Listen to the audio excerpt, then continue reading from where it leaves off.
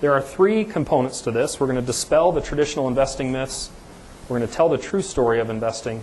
And we'll give you an opportunity at the end that will be free and will be something that you can take advantage of easily. All right, dispelling the myths. A myth is a story made up to explain a phenomenon that is beyond the science of the day. And I always use the same example here. It's the best one. Galileo comes in to the Catholic Church and he said, guess what I found? The earth isn't the center of the universe. And they said, Galileo, that's so great. Right? No, they didn't. They threw him out. They excommunicated him. The establishment didn't like it. But he knew it. I mean, he'd proven it with prisms and mirrors, and he figured it out. And so it took a long time before we had enough science for the average person to see that that was true. The sun is actually the center. We rotate around the sun. But the establishment was pretty committed to their position for a very long time. And I'll get into why that analogy is important. The traditional investment myths that we're going to talk about, though, there are 4 of them. Follow along. This is on page 3. Stock selection, track record investing, market timing, and the costs of investing. These are the 4 myths we're going to go through one at a time. Stock selection first. So go to page 4. Some of these first pages, you don't have to write anything, just follow along. Stock selection is the belief or choosing stocks that you believe will do well in the future. All right? Nothing wrong with that. That's investing in a nutshell. Choosing stocks that you believe will do well in the future. Here's the myth. The myth is that investment advisors or financial advisors or money managers, mutual fund managers, or you can consistently and predictably add value to your portfolio because you have superior skill in stock selection. That you're buying and selling at the right time, that you're choosing one stock over another stock and you know when to sell it and pick up the other, that you're doing this stock selection or stock picking in a superior way. And I'll show you that that's a myth. Now, you've got in your book a couple of charts. And before I get to those, I'm going to show you a few here that you don't have. Since 1923, everyone see okay? Since 1923, mutual funds were a part of the mix. In 1923, there was the first mutual fund. Prior to that, since I think what was in 1926 is when we have data. So prior to that, if you wanted to own a stock, you had to own a share of stock in a company. But in 1923, you could own a mutual fund, and the first one was born then. And mutual funds were added, a number of new funds every year all the way down. And so more and more funds became available. All right? And right about here, you started to see something happen. A number of funds were killed, 33 here and 64, another 33. And after a while, what never happened began to always happen. To the point where, at the end of 2010, there were 27,000 some mutual funds you could have chosen from. I think that's something like 2 times the number of mutual funds as there are stocks. So more combinations of stocks than stocks you could choose from. Okay? And the total number born since 1923 were 46,476. The number of dead funds were 18,900, so coming up on half. It used to always be about a third. Now it's 2/3 of all mutual funds that were born. Coming up on a half of all mutual funds that are born are killed. Now there are some valid reasons for killing a fund. They rename a fund, and you have a different purpose, and so one fund is melded into another. But dead mutual funds, the point, dead mutual funds and their data are removed from the prospectuses. How many of you have heard an ad that says something like this? 75% of our funds beat their Lipper averages. You know how they do that? They kill enough funds so that 75% of their funds beat their Lipper averages. It's not hard, and it's very routine. We took the worst 200 mutual funds and averaged their return. And that's not in the prospectuses that you're seeing. So what we did, and in the graphs that you're going to look at on the left and right side of your page, we went back to the CRSP data, Center for Research and Stock Pricing, CRSP in Chicago. And we went back and found all of the data of all of the mutual funds that were born, killed, and still exist. Okay? We put it all back into the mix. And then we look at the results. Okay? So you have the average of all U.S. mutual funds. And defining this is important. So what I'm talking about right now is just the U.S. equity mutual funds.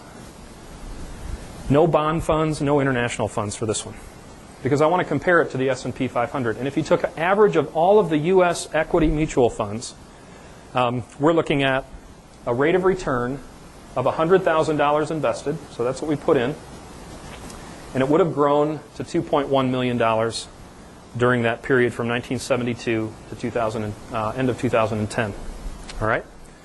But if you compare that to just the S&P 500 in pink, you would have gotten $3.5 million during that same period of time. Active mutual funds make up about 96 or 97% of all mutual funds. These are the active ones. And by active, I mean stock-picking mutual funds, mutual fund managers who own relatively small amounts of stocks, 200 to 250, maybe 300. They're buying and selling those stocks at a rate of 100% per year turnover. So if they have 250 stocks in their fund, they're buying and selling 250 times per year. And they're getting a conglomerate or an aggregate rate of return of 2.1 million. The wealth lost to active stock picking then over a 38, 39-year period of time is about $1.5 million. Look to the other side of your page. This one we pulled every mutual fund we could find. So in 2010, 27,000, we went back and put in all the ones that had been born and then died. So there's more like 35 or 40,000 total mutual funds in this mix. And the bottom line, this now includes bond funds, so the more conservative funds. It includes international. It includes U.S. You would expect that the average of all mutual funds, if most mutual funds are stock-related, and about 25 to 30% of mutual funds are bond-related, you'd expect that the average of all of them would be somewhere in between a more conservative portfolio and an aggressive portfolio. But the average of all of them, conservative, aggressive, international, and U.S., the average of all of them shows up here where $100,000 turns into $1.2 million. These are the performance of the funds that we have been advocating and using over that same period, the breakdown and the returns that go with it. Our most conservative fund, you can probably see it a little better than on this screen, would have turned the same $100,000 into $3 million. And you didn't have to put up with this little guy. Our return in 2008 was negative 5% in that fund. Most people can live with negative 5% in the worst recession that we've seen in whatever, 3 decades, 4 decades. So even our most conservative fund would beat the average of all. And again, 96, 97% of all mutual funds are actively traded mutual funds where it's not based on an index.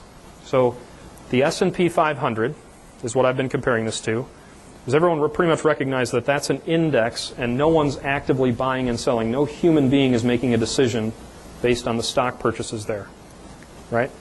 And there are other ways to index different sectors, internationally, small companies, value companies. You can index everything if you want to. And these were all indexed, all the components, and these were 96% active, and the average of all active go down. And stock picking doesn't work. But when I saw this data, I looked at it and said, who wants to work with the losers? Right? I don't want to work with 97% negative in big red letters. That's not going to help anybody, including me, my family. So I said, let's find the winners. The winners have to be better than working with the losers. Let's not work with them. Let's get rid of them. Well, how do you find the winners? It's right on the top of the screen. You look at their track record, right? You look at what they've done, what they've been able to accomplish. All you have really is their track record. And track record investing is use of performance in the past to predict future performance, right? And what's at the bottom of every advertisement you've ever seen for a security or a financial instrument?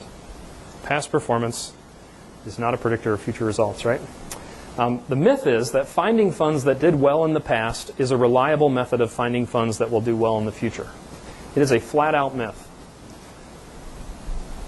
Now, in your book, you can see this. For some reason, this blue chart comes up. But look in your book first, to the left, on page 6. Page 6 along the left-hand side shows the top 30 mutual funds during the period 1991 to 2000. Okay? When did you get that list? 2000. Did you get it in 1991? Did they have the top 30 mutual funds in 1991 for the period 91 to 2000? They didn't, right? So because we didn't have that list in 91, let's just say it's January of 2001. And it's January of 2001. I'm going in to buy 3 mutual funds because I want to diversify my income or my investments. This is the list I'm pretty much going to be looking at, right? If I believe track records work, these are the top 30 out of 27,500. I'm probably going to buy 3 or 4 off of this list. Okay? And look how they did. They had an average return of 25.47 when the S&P had a return of 18%. Pretty good. 7% that beat the S&P by. They're crowing. They're feeling pretty good. That top one there, 34%. But the average of all 30, we could have built a portfolio in 91 of any one of these or 4 of these 30, and we'd have done very well. Okay, but again, we didn't have the list in 91. We had it now. And we do this study. We've been doing it for 25 years on a 10-year rolling average, and the story is similar. Look at the performance of the same 30 funds during the period of time you owned them. You can pick any one of them you want, but their average is 0.43%. Now, granted, it doesn't mean much until you say that the S&P 500 was almost 4%,